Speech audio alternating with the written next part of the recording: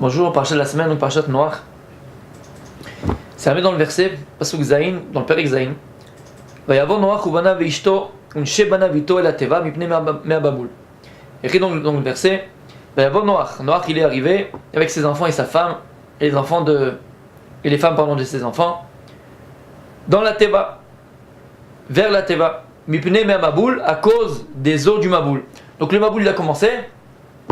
Les eaux commencent à monter, Noach il est en train d'hésiter encore entre guillemets, il rentre pas, et là lorsqu'il voit que le Maboul il est en train de prendre de l'ampleur, les eaux elles commencent à monter, alors à cause de la pluie et du Maboul qui commence à prendre de l'ampleur, il va rentrer dans la Teva, il va rentrer dans l'arche. Et Rashi nous dit comme ça, Mipne me Maboul, arrête dans le verset écrit Mipne, à cause des eaux du Maboul. Et Rashi dit pourquoi à cause des eaux du Maboul? Af Noach mikatne manaya. Même Noach il faisait partie des gens qui ont une petite émouna. Aya ma'amin ve'eno ma'amin. Il croyait et il croyait pas.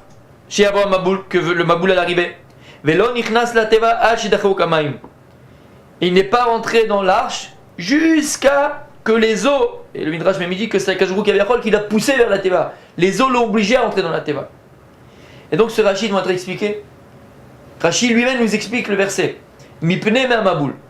La Torah elle te dit que Noach il est rentré dans la Teva à cause de l'eau du déluge. Et c'est une interrogation. Pourquoi à cause du déluge? Dieu lui a dit tu vas rentrer dans la Teva. Pourquoi tu dis à cause des eaux du déluge? Rashi dit non. Il y avait le Midrash. Noach mikatne manaya. Noach il faisait partie des personnes qui ont petite émouna. Il croyait pas que le Maboul allait arriver. Et donc ça veut dire quoi? C'est-à-dire qu'il était là hésitant. Et quand il a vu vraiment que ça allait venir, hop, à cause des eaux, c'est-à-dire qu'à cause de vraiment c'est à réaliser, alors il s'est obligé à rentrer. Et donc il n'y croyait pas vraiment.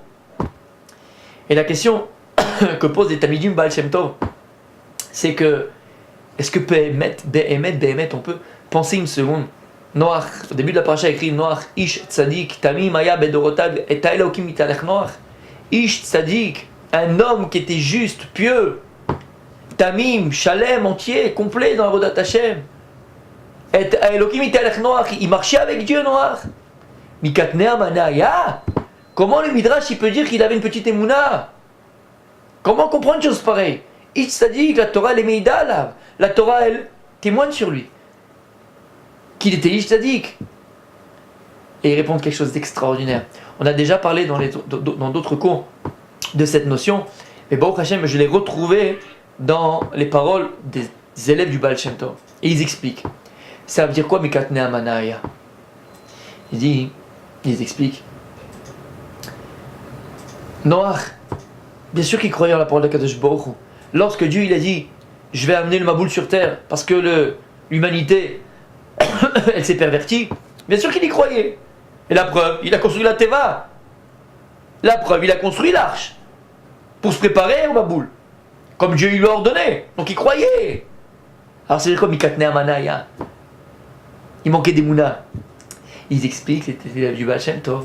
Noach, il s'est efforcé à ne pas y croire. Noach, il s'est forcé à ne pas y croire. Pourquoi? On avait dit plus d'une fois que la Emouna, c'est elle qui donne la vie. Plus tu crois en une chose, plus tu lui donnes la vie. Plus tu crois en une chose, plus tu lui donnes une réalité. Plus tu crois en une chose, plus cette chose-là, elle arrive. Puisque tu lui donnes la vie. Noach, Tzadik, il y avait une plus grande émouna que Noach. Il y avait quelqu'un qui avait une plus grande émouna, une plus grande foi que Noach. Noach, il s'est dit comme ça. Bien sûr qu'il croit à ce que Dieu il a dit. Mais si j'y crois trop, si je me... Anima amin behemet, alors peut-être que c'est moi qui va entraîner que le Maboul il va arriver. Donc Noach, qu'est-ce qu'il a fait? Il s'est forcé à ne pas trop y croire.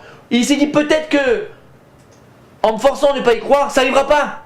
Et grâce à ça, je vais sauver l'humanité. C'est ça que ça veut dire Mikatne Manaya. Ça veut dire que Noach, il s'est forcé à ne pas y croire. La Emouna, la Shon Oman.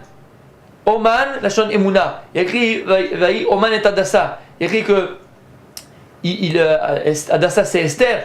Il s'occupait de Esther. Oman, c'est-à-dire qu'il donnait vie à Esther. Oman la Shon Emouna. Parce que la Emouna, elle donne la vie. S'occuper d'une personne, c'est lui donner la vie. La Emouna, c'est elle qui donne la vie. Donc en fait, Noach, c'est pas qu'il n'était pas Khadesham, il faisait partie des gens qui n'ont pas cru à Dieu, il croyait à 1000% à Kadosh Baruch Hu. Et au contraire, il avait conscience de la force de la Emouna.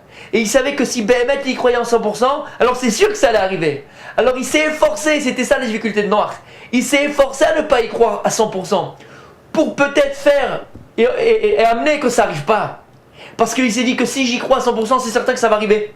Et donc il s'est efforcé à ne pas y croire à 100% pour espérer peut-être que ça n'arrive pas pour sauver l'humanité.